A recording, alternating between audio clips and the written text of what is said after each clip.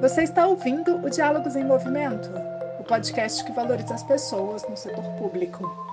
Olá, eu sou Tatiana Chandim, eu sou gestora de conhecimento do Movimento Pessoas à Frente, eu sou professora, doutora em Administração Pública e Governo pela Fundação Getúlio Vargas de São Paulo. Sejam todas muito bem-vindas, muito bem-vindos ao Diálogos em Movimento, podcast que valoriza as pessoas no setor público. É com muito entusiasmo que hoje a gente vai debater um tema que, além de ser está trazendo uma mudança importante para o cenário dos concursos públicos no Brasil, também tem sido muito discutido recentemente, que é o novo Concurso Nacional Público Unificado. Esse modelo ele foi proposto pelo Ministério da Gestão e Inovação de Serviços Públicos, em diálogo com vários outros órgãos, e ele busca transformar a seleção dos novos servidores e servidoras públicas federais ao abandonar práticas descentralizadas e também propor uma abordagem coordenada com ofertas de vagas para várias carreiras e provas aplicadas em todos os estados brasileiros e também no Distrito Federal. A gente aproveita a oportunidade dessa iniciativa para conversar um pouco também sobre a questão das carreiras que afetam a maioria da força de trabalho no funcionalismo público atualmente.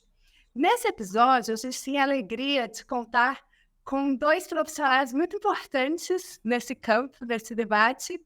Primeiro, o nosso parceiro aqui já de longa data, o professor Carlos Zari. Ele é doutor, mestre, bacharel em Direito pela PUC, onde também foi professor no doutorado, no mestrado, na graduação. Na FGV Direito de São Paulo, ele é um dos fundadores e também é professor titular. O Carlos Zari é integrante do Movimento Pessoas à Frente. Temos também a alegria de contar nesse episódio com o Bruno Miguel Santos, que hoje fala direto de Portugal com a gente. O Bruno ele é subdiretor-geral da Direção-Geral da Administração e do Emprego Público de Portugal, DGAEP. Sejam ambos muito bem-vindos e muito obrigada por vir conversar com a gente sobre esse tema. Ao longo dessa conversa, a gente vai falar um pouco sobre as mudanças que estão sendo propostas no concurso, os benefícios esperados, os desafios, e a gente vai ter um debate aqui que afeta muitas carreiras do serviço público, é um debate transversal, que envolve diversidade, inovação, segurança jurídica e também o futuro do serviço público no Brasil. Sejam muito bem-vindos, Carlos Zari e Bruno. Eu vou começar com uma pergunta para o Carlos. Carlos Zari, diz para a gente um pouco, por favor, quais são as principais mudanças que estão sendo propostas com esse modelo do Concurso Nacional Unificado? Que pontos positivos que você vê com esse modelo e que potencial você imagina que tem de impacto com esse processo para o serviço público e para a sociedade brasileira? Oi, Tatiana, um prazer estar com você aqui, com o Bruno, para conversar sobre direito público, porque concurso público é direito público, é falar de direito também, né? Mas do ponto de vista da experiência administrativa, o que tem de diferente é a reunião de concursos para várias carreiras, para vários tipos de cargo, num único processo. O que isso tem de diferente? Bom, primeiro aumenta a oferta. Estão sendo oferecidos 6.500 ou 600 vagas em muitas posições diferentes. Então, nós vamos ter candidatos com diferentes especializações, mas também o concurso será levado mais perto dos candidatos. Então, há cerca de 150, se eu não me engano, cidades em que serão realizadas as provas, portanto, aumenta o acesso, né? A possibilidade de as pessoas prestarem o concurso. Acho que, assim, de um ponto de vista mais global, o que tem de positivo nesse movimento, que ainda é novo, é difícil a gente saber o que vai acontecer na prática, o edital ainda não saiu, etc. Mas o que tem de positivo é a percepção de que nós precisamos juntar, nós precisamos agregar e parar de dividir a administração pública em muitas caixinhas. Então, esse é um primeiro passo para a unificação de carreiras. Isso é muito importante, porque nós temos carreira demais.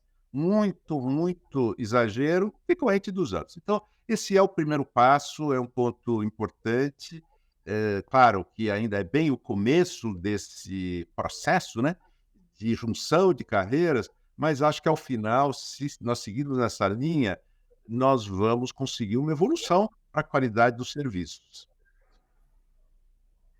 Muito legal. E acho que também, né, outro ponto interessante é essa disseminação em 150 cidades que você trouxe, né? Porque também faz com que o concurso chegue mais perto de mais candidatos que não teriam condições de se deslocar, né, para uma capital ou para outra região do país para fazer a prova. No futuro, a digitalização vai permitir ainda mais acesso com provas online.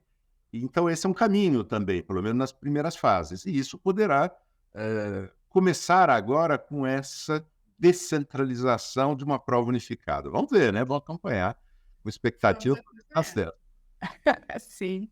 A gente teve a oportunidade de ouvir o Bruno um pouco na semana passada. Ele esteve aqui em Brasília, esteve também em São Paulo, em que ele contou para a gente sobre o modelo português e que, inclusive, já tem incorporado as provas online, né? Eu acho que essa é uma conversa que a gente precisa ter. É um pouco distante ainda da nossa realidade, infelizmente.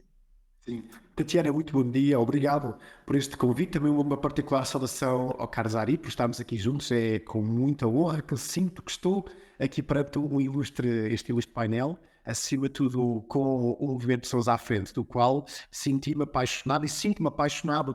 Tenho aqui neste momento um adepto em Portugal e espero eu conseguir migrar aquilo que é a vossa experiência de know-how, não só nesta matéria, que é uma matéria de direito público, que é o procedimento, o recrutamento, que parece que não, mas é algo que é muito importante, não só na lógica do processo, do procedimento em si, que é complexo, é tenso e procura ser um catalisador para reajustar equilíbrios e garantir ajustamentos, mas também, acima de tudo, porque também é uma medida de empregabilidade. Os Estados, através destes mecanismos de recrutamento, desenvolvem mecanismos de empregabilidade para garantir a contratação dentro e de acordo com um conjunto de pressupostos que são essenciais para aquilo que é a sua situação atual, designadamente para a melhoria do serviço público. E por isso aqui congratular o Estado brasileiro por esta grande conquista, por este grande avanço que vão realizar. De facto, será complexo, mas no que é complexo será rico na solução e aqui da nossa parte também estaremos atentos para poder aprender com o Brasil naquilo que irá realizar e naquilo que será o seu resultado. De facto, nós também tivemos que tomar esta mesma ação de criar um procedimento diversificado, alargado a um conjunto do nosso vasto território. Portugal é uma pequena ilha, é um pequeno espaçozinho, é uma pequena cidade na comparação com o grande Estado que é o Estado do Brasil. Mas também temos estas grandes divergências, estas grandes disparidades entre o nosso litoral, entre as grandes cidades e o nosso interior, em que as pessoas com maiores dificuldades de acesso correriam o risco de ficar fora. E por isso temos desenvolvido um procedimento aquisitivo e aqui congratular e enaltecer esta diversificação que este recrutamento unificado procura realizar, permitindo que ninguém fique para trás na oportunidade e na possibilidade de ter acesso e ingresso àquilo que é uma carreira dentro do serviço público. E por isso nós também o realizamos. Nós neste momento estamos a fazer tudo através de um formato online. Criámos um espaço que permite esse acesso através de um regime de upload e download com uma limitação de dados para que toda a gente consiga realizar, mas também com a própria metodologia das provas, permitindo que através dos métodos de seleção nós não procuremos, e aqui é que é interessante, e por isso também estou muito curioso, qual é que será a metodologia que o Brasil irá implementar na elaboração destas mesmas provas, que não sejam provas certificadoras de conhecimento, mas de reconhecimento de capacidades e competências de cada um dos candidatos no ingresso àquilo que são as ofertas formativas, são as ofertas de contratação que assim o realizam e se pretendem realizar. E, portanto, estou entusiasmadíssimo também para conseguir perceber que resultado final da aplicação nestas 150 cidades e qual é que será este mind concept que vai estar inerente à elaboração destas provas. Também dar aqui uma pequena nota muito rápida, que através desta uniformização e desta procura de criar sincronização e a proximidade entre as várias carreiras, o Brasil vai ter aqui um fenómeno muito interessante, que é o fenómeno depois da possível mobilidade. Uma pessoa que esteja dentro de um determinado serviço, com uma carreira que é comum a outro serviço, poderá construir aquilo que é um percurso profissional de sucesso, de realização interpessoal, porque assim poderá fazer mobilidade entre serviços na procura de outros projetos que também o venham capacitar e, acima de tudo, que esta pessoa, num terceiro serviço, também seja um encaminhador, um catalisador de novos conhecimentos, novas experiências, face àquilo que foi a última experiência profissional. Por isso, eu estou super entusiasmado em também acompanhar aquilo que será. Não vou concorrer, por certeza que ficarei excluído, porque de facto terão candidatos muito mais interessantes do que eu, mas vou estar como observador para poder aprender com a vossa experiência. Muito legal ver sua animação com o nosso processo aqui, Bruno. A gente também estamos animados e curiosos, né? Como o Carlos Ari disse, é uma novidade. E assim, uma pergunta que não está no nosso roteiro, mas eu gostaria de fazê-la para o Carlos Ari, que toca num ponto que o Bruno trouxe, que é de fazer provas que não aferem a capacidade de decorar ou de aprender temas a priori, mas a capacidade de atuar em carreiras públicas, inclusive pensando na transformação muito rápida que a gente vem vendo no mundo do trabalho. Como é que você vê essa questão que tem sido aventada, né, Carlos Ari? A gente espera que as provas consigam ter essa mudança de foco. Então, nós estamos num momento muito otimista desse debate da mudança do concurso público, a partir de um diagnóstico, de uma percepção de que o modelo da decoreba, quer dizer, aquilo que a gente chama do concurseiro, fica anos e anos decorando conteúdos, né, está se esgotando. As pessoas reconhecem que isso não serve mais. Por que nós adotamos isso? O que aconteceu? Por que se faz assim? Para simplificar, para ficar mais barato e para evitar problema jurídico. Porque é muito mais fácil você contestar uma prova mais aberta, mais complexa, do que uma prova de múltipla escolha ou de marcar. As pessoas usam nomes diferentes para essa provinha banal de escolher entre alternativas. Essa dá menos conflito jurídico, né? Gera menos nulidade, mas também muito menos qualidade, né? O que nós queremos saber? Nós queremos saber se as pessoas têm habilidades diversificadas. A administração precisa de habilidades diversificadas. Um dos defeitos do concurso com provas de múltipla escolha é que as pessoas são muito parecidas dentro das várias carreiras. E nós não podemos ter pessoas muito parecidas. Elas têm de ser diversificadas. Imagine professores do ensino fundamental. Os alunos precisam estar expostos a pessoas diferentes, a pessoas com origens diferentes, com formações diferentes, com experiências diferentes, com modo de ser diferente. Isso é muito importante. E para isso nós temos que dar um espaço para as habilidades, porque se nós continuássemos com essas provas de marcar, de múltipla escolha, nós vamos pegar sempre as pessoas que têm tempo para se dedicar, e isso supõe capacidade econômica, né, a uma preparação de conteúdo durante anos. Mas as pessoas que têm habilidades, desenvolveram habilidades no trabalho, elas não precisam fazer cursinho para desenvolver essa habilidade. A vida já vai desenvolvendo. A administração só precisa descobrir essas pessoas. Então, essa é a nossa expectativa.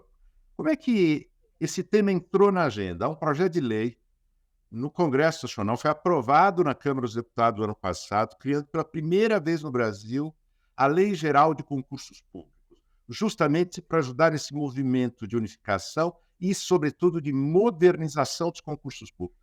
E um dos pontos importantes é prever que as provas têm de aferir habilidades. Professor, por exemplo, não dá para selecionar sem mandar ele dar uma aula para verificar como é que ele se desenvolve numa sala de aula. Isso é muito importante. Então, alguns municípios, alguns estados já estão fazendo isso, isso é positivo, mas nós temos que dar força, temos que empoderar aqueles que temem judicialização. Então, esse projeto de lei é muito, muito, muito importante, nós precisamos seguir adiante com ele, temos que aprovar no Senado, está tudo pronto para aprovar, e agora, nossa expectativa é saber como é que o Ministério da Gestão vai colocar as habilidades para jogar. É isso que nós queremos saber nesse concurso. Essa é a grande curiosidade, já que é a primeira experiência, mas, ao mesmo tempo, acho que a gente fala em muitas questões a partir de aspectos diferentes que tocam na ampliação da diversidade do Estado Público, que é tão importante, né? Então, tanto ampliar o número de cidades, quanto selecionar pessoas que têm origens diferentes, formações diferentes, perfis diferentes, traz para dentro do Estado essas pessoas diversas, que é um tema que a gente está sempre conversando por aqui, não só porque todo mundo precisa ter oportunidades iguais de ocupar esses espaços, mas porque pessoas diferentes também fazem políticas públicas diferentes, né? Que são mais capazes de atender às demandas dessa população que, no fim, é também muito diversa e a gente não tem ainda uma burocracia que as representa nessa diversidade. E aí eu acho que, como eu já fiz uma pergunta para o Carlos Ari fora do roteiro, eu também vou fazer uma para o Bruno fora do roteiro, mas eu prometo que eu volto para o roteiro na sequência, que tem muitos temas aí, porque o Carlos Ari, trazendo da resposta esse desafio de incorporar as habilidades no processo seletivo, que é uma questão que a gente está começando a se haver de forma clara e objetiva, e muito séria, como a gente espera que seja, né, com o concurso unificado, a gente soube e percebeu que em Portugal você já tem o hábito de fazer, no processo seletivo, uma entrevista para aferir competências e habilidades com os candidatos. Eu queria que você falasse um pouco para a gente, Bruno, como é que é esse processo, essa etapa, porque para nós essa ainda é um desafio, né? Esse ainda é um desafio muito grande. Certo, muito bem. Primeiro, dar nota que este registro de termos pessoas diferentes, de termos uma diversidade naquilo que serão os candidatos, naquilo que poderão ser um potencial de ingresso de força humana na administração pública, permite-nos conquistar e obter aquilo que é a procura de contratualizar e de obtermos talentos. As pessoas são fruto de um talento e elas concretizam talentos e realizam no dia-a-dia. E esta possibilidade de podermos chegar a este volume também é a oportunidade de podermos captar talentos essenciais para que a administração pública possa crescer na inovação, possa crescer na visão estratégica e, acima de tudo, naquilo que é dar dimensão à missão política. Porque um político introduz naquilo que era a sua obrigatoriedade perante o seu público-alvo um dever, e um dever está associado a uma missão, que é aquilo que procura concretizar, conquistar, para depois poder ter o devido reconhecimento que foi no voto democrático e de cidadania que lhe foi confiado. Mas para que essa missão seja realizada, precisamos ter estas pessoas que se materializam nos seus talentos, na sua dedicação e no seu olhar estratégico. Respondendo à pergunta, Tatiana, nós em Portugal temos o nosso método de recrutamento, tem 3 momentos, através de 3, concretizam por 3 métodos de seleção. Um é uma prova de validação de conhecimento e de capacitação. O segundo é uma prova de avaliação psicológica, e estas 2 provas são tramitadas num dispositivo informático, através de uma plataforma, para nós podermos responder a uma massa de discussão de 20 mil candidatos. Eu sei que para vocês 20 mil candidatos vão ser poucos, mas para nós 20 mil candidatos é um fenómeno muito grande e não teríamos mesmo de toda a capacidade para fazer uma implementação de validação e de métodos de seleção no real e no concreto. E por isso optámos por este método. Mas com os métodos de realização de prova através de plataformas informáticas, tem uma componente bem dispositiva que está associada à insistência de singularidade, à insistência daquilo que a pessoa poder demonstrar como é que realizaria, ou como é que pode efetivamente demonstrar-se na sua personalidade, na sua forma de estar, uma resposta a um desafio concreto, porque ela é tramitada numa máquina e é a máquina que avalia, então torna-se essencial, numa fase ulterior e mais próxima do fim, termos um método, um terceiro método, que é a entrevista, que não é realizada pela DHEP enquanto serviço e quanto organismo especializado em recrutamento, mas esse já será realizado pela entidade, pelo organismo público que pretende contratar o indivíduo A e B. De uma forma muito resumida, para tentar aqui também introduzir um tema que eu sei que este não foi totalmente fácil de conseguir transmitir, porque é complexo, nós realizamos um procedimento de recrutamento com 2 vontades declarativas face àquilo que é a escolha do candidato. A DHEP realiza até uma determinada fase uma avaliação dos candidatos e depois vai ordená-los com lista de graduação de acordo com 2 métodos seletivos e com uma validação inicial de candidatura, e depois a entidade final recebe candidatos ordenados de acordo com esta nossa graduação, em número de 3 vezes mais as suas necessidades, para implementar e aplicar então este método de entrevista, e reporta à DHEP aquilo que é a sua avaliação. Nós combinamos um match entre aquilo que são os 2 resultados avaliativos, o nosso e o da entidade, e sai uma validação, uma aferição final, em que nós então comunicamos quem são os candidatos escolhidos. Isto permite que a entidade também consiga ter um papel muito importante na valorização, mas não o torna exclusivo e garante a democraticidade de todo aquele processo que já existe, realizado pela HIEP, que é transparente e bastante objetivo, que é definido por uma máquina e por um júri de validação, que permite depois, no resultado final, termos um processo de escolha já, de certa forma, determinado por duas vontades, mas que é simultaneamente reajustado através daquilo que é o contributo da HIEP e o contributo desta entidade. Esta entrevista é uma entrevista que está muito desenhada para aferir aquilo que são aspectos da componente da funcional e também de capacidade do próprio candidato em conhecer e demonstrar que conhece o organismo que vai integrar, conseguir perceber quais são os desafios que aquele organismo se vê neste momento confrontado, para que ele próprio possa demonstrar, à luz das suas competências funcionais, das suas competências académicas e aquilo que é o seu perfil de pessoa, de cidadão e de potencial servidor público, como é que poderá ser uma mais-valia para aquele organismo e assim a própria entidade poder dar o seu contributo e a sua avaliação final. Muito obrigada, Bruno. Esse é um tema que a gente ainda precisa conversar muito sobre ele, não é, Carlos Ari? Voltando para o roteiro, eu tenho uma pergunta para o Carlos Ari, em que a gente vai explorar um pouco o seu conhecimento no campo do direito, Carlos Ari.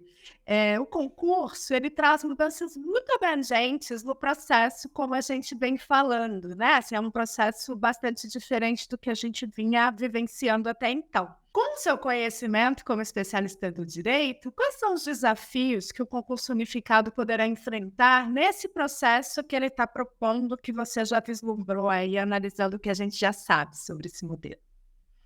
Boa pergunta, Tatiana. Eu diria que tem 2 fatores que propõem desafios para nós. Um fator se chama cursinhos preparatórios para o concurso, que fazem pressão contra os concursos para os quais eles não conseguem preparar. Estão defendendo um negócio. E cursinhos, eles preparam as pessoas com conteúdo.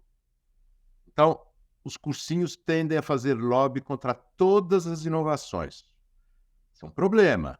Nós vamos ter que lidar com a comunicação, a qualidade da comunicação a respeito das inovações que se for introduzir, no sentido de valorizar habilidades, valorizar competências, fazer até cursos de formação como um integrante da seleção. Essa é uma coisa. A segunda, assim, do ponto de vista mais jurídico, é preconceito.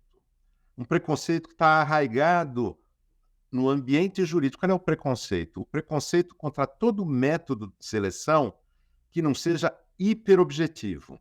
E por que nós chegamos a isso? É bom saber. Por que os juízes, em geral, eles desconfiam dos métodos, como o Bruno acaba de nos relatar, que são mais amplos, fazem uma avaliação mais ampla do candidato, porque eles temem que isso gere proteções, favoritismos ou perseguições. É uma preocupação legítima, né?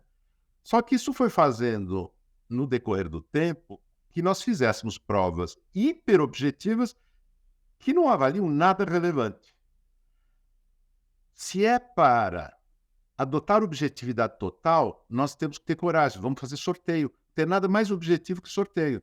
Se as pessoas acharem que sorteio, pela hiperobjetividade que ele garante, é a nossa opção para selecionar as pessoas para o concurso público, bom, então vamos para o sorteio, mas escolher pessoas a partir de um modelo que favorece aqueles que têm mais tempo para treinar conteúdo e para decorar, isso é uma loucura. Então nós temos que mudar. Ou vamos para o sorteio, ou vamos para outras formas de prova. Agora, o que garante a objetividade? Total, absoluta? Nada. Não existe possibilidade de uma objetividade total computacional. Não existe isso.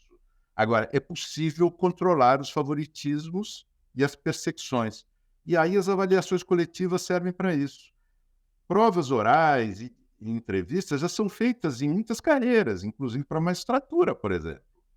Mas as provas são coletivas, as avaliações são coletivas com pessoas idôneas, e não uma pessoa só avaliando. E isso garante um filtro. E nós, claro, vamos aprimorar com o tempo. Então, é preciso um esforço de comunicação bastante grande para vencer os preconceitos e defender as novidades que venham, esperamos que venham, né, a ser adotadas, seja nesse concurso unificado, seja nos demais, até por força da Lei Nacional dos Concursos Públicos, que a gente espera, né, que seja aprovada, né, nós temos que ter um esforço de comunicação para demonstrar, inclusive com exemplos como o de Portugal, né, os resultados positivos desses métodos de seleção, que são métodos de seleção sérios, apesar de não serem tão objetivos quanto um método tolo, que é de submeter as pessoas a provas malucas de marcar conteúdo. A gente ouviu na semana passada, no seminário que o MG promoveu, do qual o Bruno participou, experiências internacionais que foram muito interessantes, né? E aí o professor Fernando Fontainha, da UERJ, que é do... esqueci o instituto. Eu só sei o nome do instituto como antigo IUPERJ. E ele estava dizendo que na França as pessoas podem tentar 3 vezes o mesmo concurso. Na terceira negativa, o Estado entende que ele não tem perfil para aquela vaga. E aqui a gente tem os concurseiros profissionais que tentam 8 vezes e que consomem aí recursos da ordem de R$38 mil para algumas carreiras, como um estudo do IPEA demonstrou para a gente, né? Então, de fato, a gente tem muita necessidade de mudar o modelo que concentra e reproduz desigualdades e que continua selecionando pessoas muito parecidas e sem o perfil que o Estado precisa. E aí, voltando nesse tema, que eu hoje acho que além de falar de concurso, eu falo só de diversidade, eu queria que o Bruno falasse um pouco para a gente qual é que ele tem visto essa questão da diversidade nos outros países, na Europa e em outras experiências que você tem contato, porque a gente tem visto algumas tentativas de fazer com que esse tema retroceda, né? Assim, recentemente, a Suprema Corte dos Estados Unidos tomou algumas decisões que fazem com que a diversidade não seja mais uma prioridade, seja derrubada, como a questão das cotas raciais nas universidades, e aqui é um tema que a gente está sempre às voltas. Quando a gente olha, por exemplo, para a diversidade de gênero na América Latina, o Brasil ainda tem muito que avançar com essas questões que vários países têm diversidade, têm paridade de gênero e a gente ainda está muito aquém disso. Então, eu queria que você nos contasse um pouco sobre esse tema nas experiências internacionais, para que a gente também pudesse ter inspirações e avançar mais por aqui. Bem, de facto, nós cá em Portugal temos acompanhado algum destes temas com uma preocupação. A preocupação existe essencialmente porque entendemos que compete ao servidor público, compete aos Estados, promover aquilo que são discricionalidades positivas, estímulos positivos para garantir o reequilíbrio, por vezes aquilo que é a vontade comum e a vontade pública não o realiza. Particularmente procurar evitar as extremidades das posições. Quando existe, de certa forma, o silenciar daquilo que são movimentos de reajuste e até manifestações legítimas e que, de certa forma, estão fundamentadas com legitimidade face a problemas concretos e realidades concretas que nos observam e, particularmente, que nos faça olhar para o passado, na aprendizagem de não repetirmos os mesmos erros, compete-nos a nós um esforço muito grande de conseguirmos garantir os reajustes e reequilíbrios. Na Europa também estamos agora a ser confrontados com movimentos de extrapolação para extremidades da ação política e que estão a retirar da agenda política do cotidiano do serviço público aquilo que anteriormente eram questões de responsabilidade social, questões de conseguir dar voz a quem necessita de dar voz e que muito tempo esteve e está silenciado. Acima de tudo, procurar colocar na agenda dos mais novos que há coisas que são essenciais nem se perpetuarem, ou seja, não serem esquecidas e, segundo, acima de tudo, continuarem na agenda com ações prioritárias porque são essenciais, não só porque reportam para um reequilíbrio daquilo que é o primado da dignidade da pessoa humana, e a dignidade da pessoa humana não tem cor, não tem género, não tem confissão e tem apenas uma única condição, que é o ser humano na valência da sua racionalidade e também na valência daquilo que é a sua componente da afetividade. E por isso, como o servidor público, como os organismos públicos, o Estado particularmente serve o bem comum e a causa pública, ele não pode em nenhum momento ficar divorciado ou, pelo menos, tornar-se esquecido daquilo que é a necessidade de ir ao encontro de quem mais precisa, procurar recompensar e reajustar. Nós, Portugal, através daquilo que tem sido muito a nossa política de ação, de influência junto de outros organismos, quer a nossa OCDE, na União Europeia, continuamos e vamos continuar a manter aquilo que é uma política de criarmos cotas de emprego e cotas de ingresso e de admissibilidade ao ensino perante aquilo que são os mais favorecidos, perante aquilo que são as estruturas de pessoas que têm menor representatividade. Porque para nós, isto, Tatiana, de uma forma muito objetiva e concreta, se nós só conseguimos estar atentos à dor, se a dor gritar no nosso corpo, porque se reiteradamente estivermos a tomar analgésicos para conseguir consumir e tapar essa dor deixa de existir. Mas amanhã transformar-se-á numa doença difícil e provavelmente irá nos levar até à morte. Portanto, silenciar não é a solução. A solução é dar voz, é a primeira fase, estarmos atentos e ouvir, porque há uma descarga emocional natural que existe por parte das pessoas face àquilo que são anos e anos de discriminação, de exclusão injustificada. E depois desta fase de ouvir, e ouvir com intencionalidade, passamos então a comunicar com racionalidade, para que então possamos extrair as melhores soluções. E isso inquieta-nos imenso. De facto, há alguns estados, em virtude particularmente destes movimentos muito excepcionais de descontentamento, estas clivagens sociais, que haja aproveitamento para algum extremismo que leva a olhar, que leva a tomar os mais favorecidos como esquecidos, uns invocando a lógica da vergonha, outros invocando a lógica de que não são prioridades, mas que a todo momento se vão transformar em grandes prioridades. Porquê?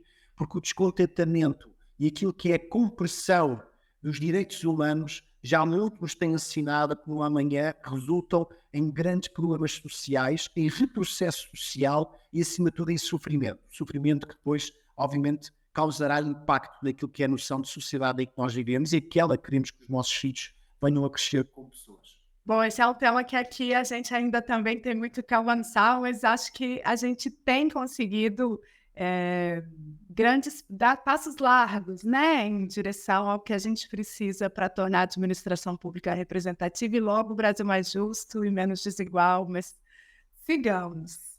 Eu queria que a gente, encaminhando para o final, ouvir as últimas palavras de vocês e também agradecer muito. Eu acho que foi um debate muito interessante, tem muito assunto para conversar num episódio tão pequeno, mas a gente tem divulgado informações, sigam-nos nas nossas redes e sigam o Carlos Zeri e o Bruno para conhecer um pouco mais sobre os temas, mas eu queria ouvir as últimas palavras de vocês. Nós falamos aqui de uma experiência da União Federal, do governo federal, que é o mais forte, mas nós precisamos olhar para os estados e municípios. O Brasil é uma república federativa, ela é heterogênea, há muitas carreiras, muitas leis, muita confusão jurídica.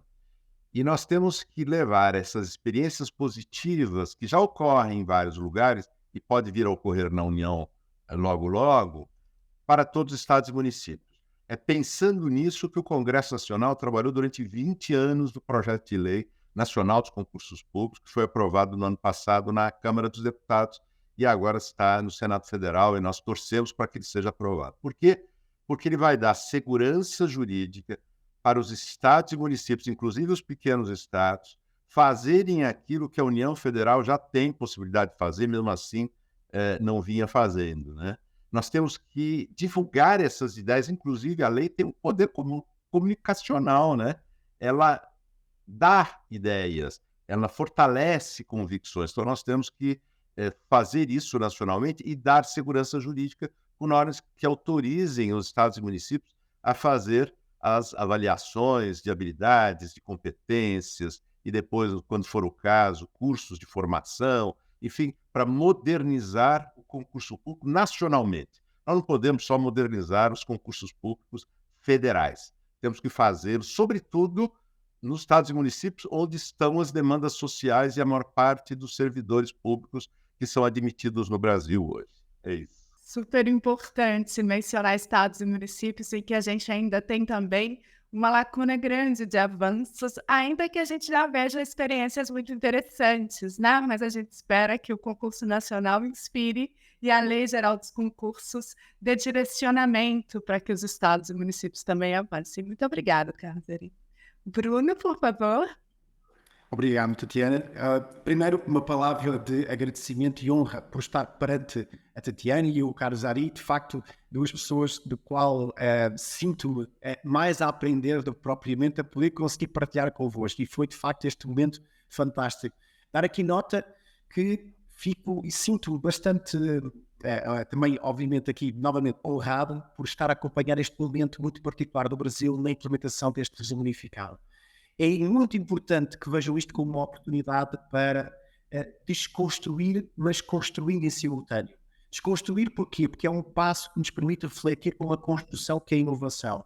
Seja um momento em que possam, de facto, procurar dar este espaço para inovar, para a inovação. Inovar causa instabilidade, inovar causa desconforto, inovar obriga-nos a refletir. Mas perante a riqueza da sociedade e perante aquilo que é o sentido de cidadania que eu encontrei no Brasil nesta última visita, tenho a plena certeza que reúne os melhores ingredientes para que essa inovação, que no ontem é um sonho, ou era um sonho, no amanhã seja uma verdade.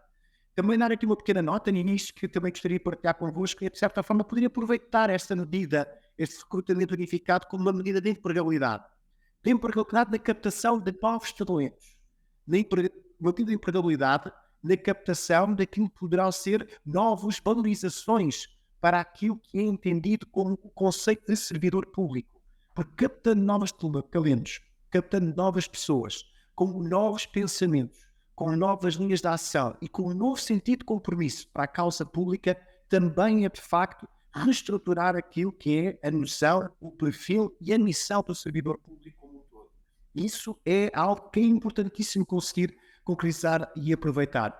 Por fim, dar aqui um último registro de que ficamos também deste lado do Atlântico a olhar diariamente e a acompanhar para que este recrutamento unificado através do Ministério da Gestão e da Inovação seja um sucesso e que esse sucesso se venha a traduzir naquilo que serão mais desafios para o futuro, na procura de encontrarem algo que garanta e que venha aqui a transportar a devida transparência, o reequilíbrio naquilo que é tão importante para o Brasil nesta fase de procurar se reencontrar, não só naqueles que têm sido até hoje pessoas bastante importantes e no perfil que são, naquilo que têm concretizado, porque a história é algo que não deve ser esquecida, mas também naquilo que é o abraçar de novas ações, novas influências, de novas pessoas que, de certa forma, com toda a certeza, irão conseguir tornar a vossa cidadania mais democrática, a vossa cidadania que já é tão colorida, mas mais ativa, mas acima de tudo uma cidadania para todos e que não deixará ninguém para trás. Obrigado.